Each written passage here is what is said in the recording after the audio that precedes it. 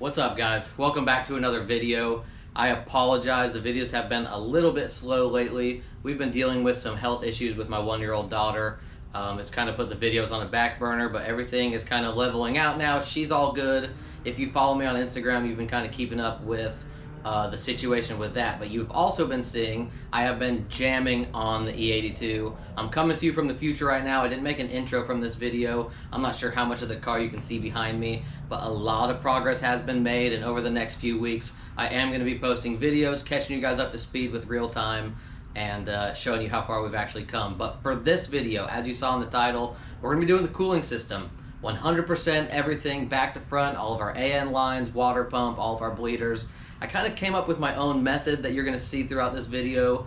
Some kind of things I have learned from other pro cars, taking my own ideas, and I think it's going to work out really well. So we're going to jump right into it. The video starts kind of abruptly, but I hope you guys enjoy it. I made a video a while back on how we heavily modified this radiator. If you haven't checked it out, go back to a later video, see exactly what we did. But we made it a triple pass, put our ORB fittings in here, and we also very recently welded up some fittings on our Davies Craig water pump, and that's what we're going to be running in the back of the car. The way I have it set up is we're going to be directly mounting the water pump right to the radiator. Makes it super clean, really easy to access, and I'm a big fan of how it looks. So let's go ahead and get the water pump mounted to the radiator, get the fitting mounted onto the water pump. We'll get the radiator thrown in. We'll go ahead and start mocking up some of our lines. We'll also get our expansion tank, which we have right here on the wall. This is a Canton expansion and recovery tank. These things are super neat. They're pretty large, but they are badass units. So we're gonna get that mounted up on the rear firewall. Also, we'll start getting everything plumbed in. But let's go ahead and start at the radiator. Let's get some of our fittings on here. We'll get it thrown in.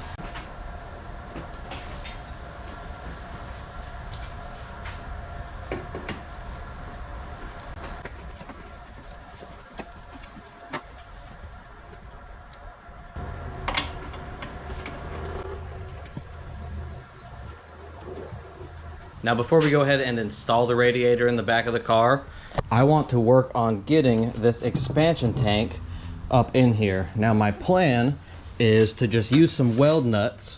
We're gonna get this all leveled, and I'm gonna mark exactly where they need to go.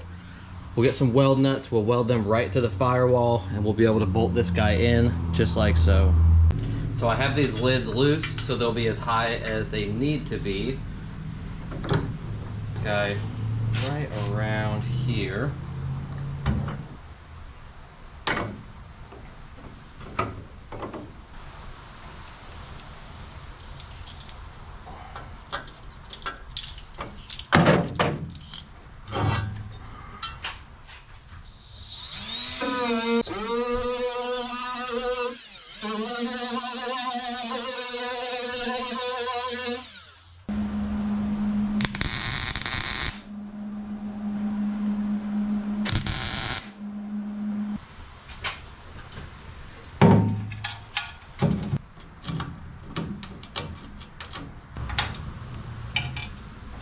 So as you can see on the bottom one here, I have a little bit of a gap just because the way the firewall is built. This top part's straight and this is angled. So I need to go ahead and fill this gap. And what I'm opting to do is I have some 1/2-inch tube here and some more weld nuts. We're gonna take the weld nut, weld it to the end of the tube, cut it to length, cut it to angle, and make our own little standoff. So that way this will be nice and strong and proper. So we'll get those cut out, get it welded on so we can have this all finished.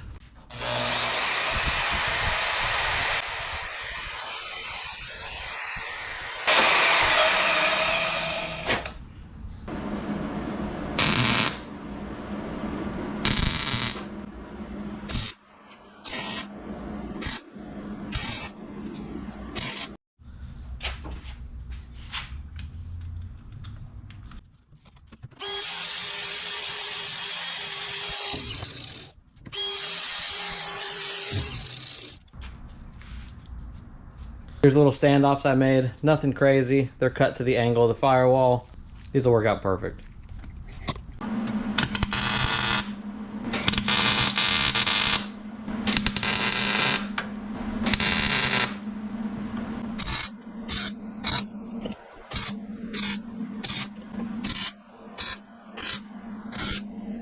Sorry guys, I know the lighting's bad over here.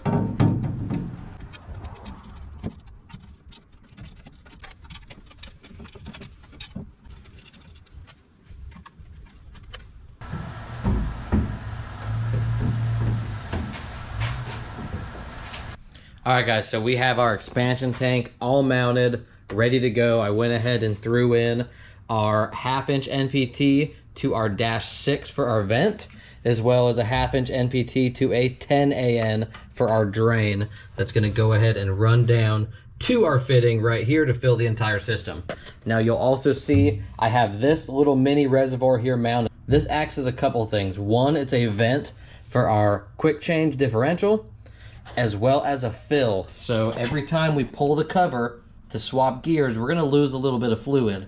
A little trick is to pour it into a clean cup, pull this off, and you can drain it right back into the diff. Makes it super easy. But let's go ahead and get the last one of our fittings installed in the radiator, which will be for our expansion tank, the 6 AN vent. We'll get that hose made, and we'll also run the drain, which is 10 AN, down towards the water pump.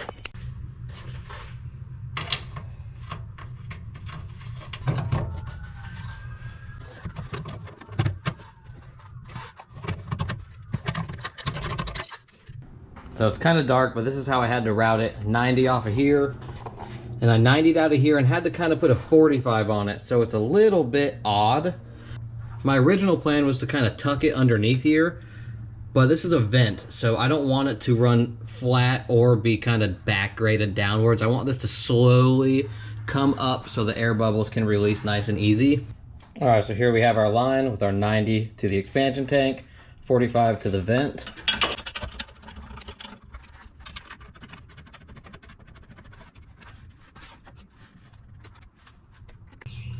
Now we want to go ahead and connect our drain from the expansion tank into the system.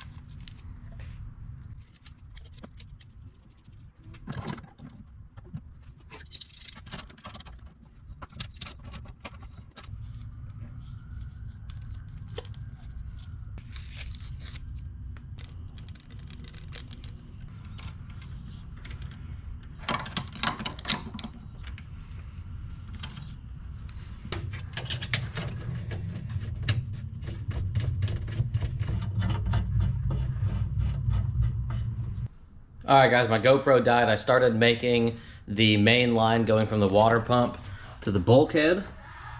That's all in, hooked up. I am gonna put probably 1 or 2 little supports on here just to make it nice and clean and straight. Now I'm gonna go ahead and work on our hose from the bulkhead up to the radiator.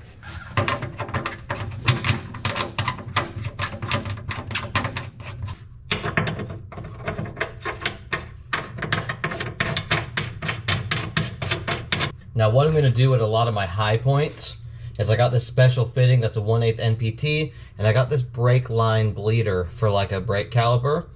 And these are gonna go at all the high points. So once I actually start filling the system, I can run the water pump for a little bit, turn it off, and crack open all these bleeders to get all the air out, close them up, turn it on, and you'll see when that time comes that this is gonna make this pretty effortless.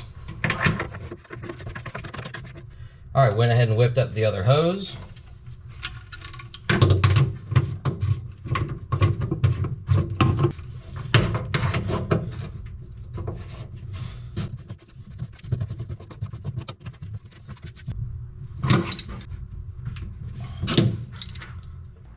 All right guys, so the entire back of the car is done. We'll get some P-clamps on there to hold it and line it up and make it look nice. The next thing that we need to do is run the lines through the cab. So we have some fittings to go from our bulkhead here. It's gonna snake nice and tight in front of the cage, not on the back side. right underneath the seat, and it's gonna go up to our other bulkheads right here.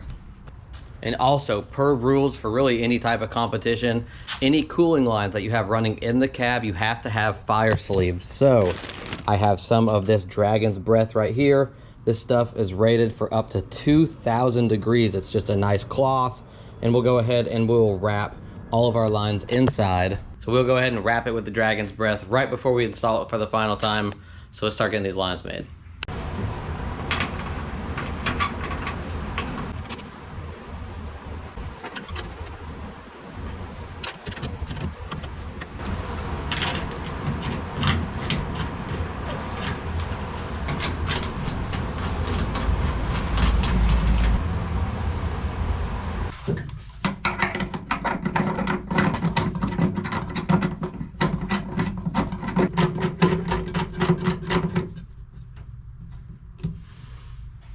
All right, so we have our 60 degree on one side and our 120 degree on the firewall side. Gonna run down, notch this section out, gonna go under the seat rail here and up into our bulkheads. So we'll get these lines measured out and we'll get them cut. I just have some spare hose here that I'm gonna use. This is how I originally took my measurement, but I wanna make sure it's exactly what I want here.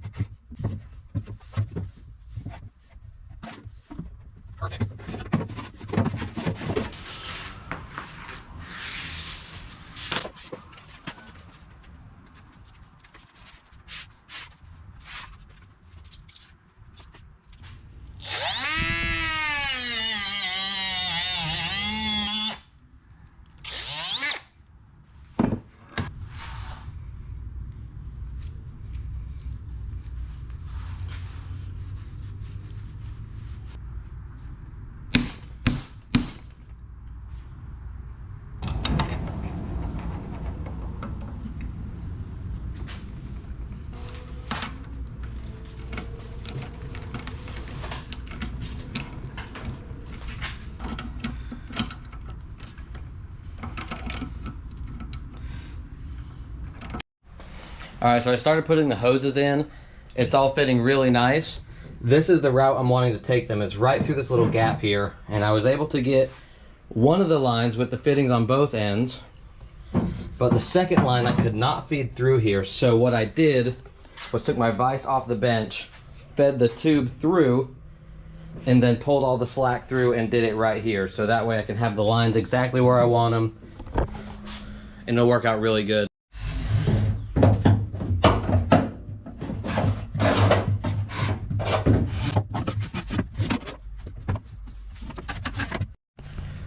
So we have the lines running through the cab, nice and clean, exactly how I want it. So now what we need to go ahead and do is just connect them to the engine. So we're going to be running from the top port here for an LS. This is the hot water out. Run it up to this bulkhead with a bleeder. Same thing going on the return to the engine is going to come from here to the bulkhead with a bleeder.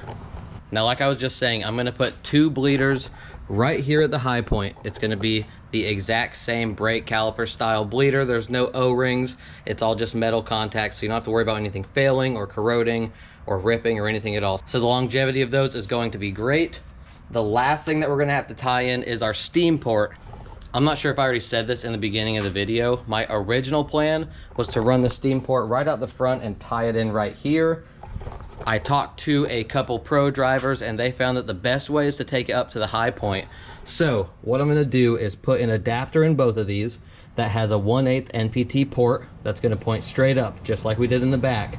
And then out the side, I'm going to drill and tap my own 1/8 NPT port and adapt that to 4AN.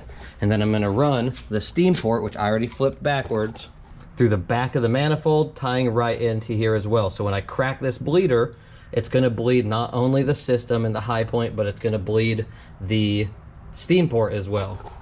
So that's going to be super sweet, nice and sleek and tight, and it's going to work amazing. The steam port's going to bleed right there at the bleeder, which is also the high point. So all the high points have ways of evacuating air. If there's any like little bubbles or stuff, that'll naturally bleed itself into the expansion tank. The way I routed this entire system is it's self-bleeding. So once you get the majority of the air out and you actually have the water pump primed, it's just gonna push all the remaining air out of there. These are more just for like security and my own little way of kind of making it easy for myself. So also, I'm sure you guys noticed, we are gonna be running a high ram intake. This is gonna get painted. I just have it up here for the sake of mocking it up. You can see I cut the hood and it is fitting amazing. I mean, right now, I haven't notched it for the throttle body here, but it fits so good. It just contours right with this and looks great. But anyways, let's get back to the remaining water lines, connected all the engine, and this thing will be plumbed.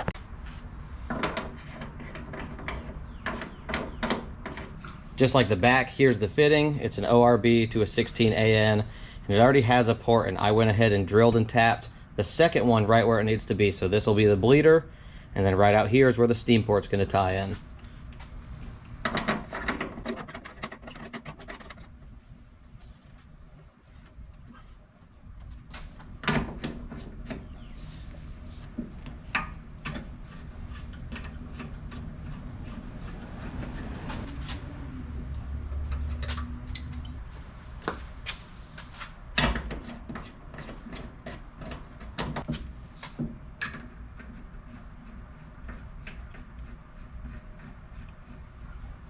All right, we have the entire cooling system done, minus the steam port. I'm gonna tie that in here in a little bit. Here it is, nice and tucked out of the way. That's the high point with our bleeders and the steam port connection. It'll then run down underneath the seat, nice and snug out of the way, to the back bulkheads and into the radiator and water pump. I am super happy with how this came out. This is exactly how I envisioned it. Nice and clean and sleek and tucked out of the way and tidy. Super pumped.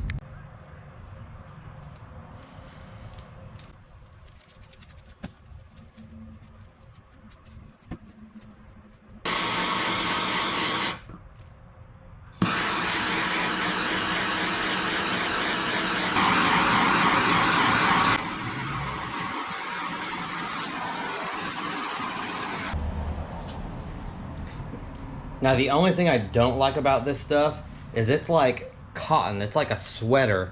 So any kind of debris, it's just gonna snag on there. But I don't know if you could see as I was burning it. It really takes some abuse. All right, so I went ahead and wrapped the engine bay lines. It looks super nice. I like how the heat sleeving is kind of securing each end. Like I was saying, this is like kind of like a sweater, so I feel like it's going to trap dust and debris really easy and get dirty, especially inside the car. But it looks super clean per FD rules and Pro-Am and everything else. Any lines running inside the car just have to be fire sleeved. In case there's a fire, it's not going to melt the lines right away. So I think I'm going to go ahead and use it anyways.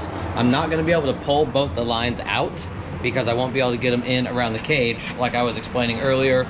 When I put that last fitting on, I just can't squeeze both of them through here. So I'm gonna undo one end and just start feeding it all the way through, and we'll go ahead and put the heat sleeving on both ends and get it all secured. All right guys, the cooling system is 100% done. Let's run over the whole thing real quick. We have our water manifold with our lines going to the front and back. We have our brake caliper bleeders right here at the top. I went with brake caliper bleeders because there's no O-rings or anything to corrode or fail. I have our steam port line also tied into the port that I drilled and tapped. That's all good. That steam port will now bleed to the high point and we can crack it to get the air out. It's running through the cab nice and clean. Again, this is also sleeved in that dragon's breath stuff I was showing you. Looks really good. The back, all complete. I don't need to fire sleeve any of this. This is all exposed to the elements. We have our bleeder here, and also our water pump has a nipple on it also because it's going to trap air. We have our expansion tank drain and the vent for the whole system going to the expansion tank also. So that is everything. In theory, I could put water in this right now, but I'm not going to. I'm going to wait till the whole thing's wired up and we're ready to start, because if there's any issues, I don't want to have to drain all that back out onto the floor. So that's going to be it for this video, guys. Hope you enjoyed it. I'm very happy with how it's all coming out. We don't got too much left before we can actually fire this thing up and start getting it on the road. So thank you guys for watching. I'll see you on the next one. Later.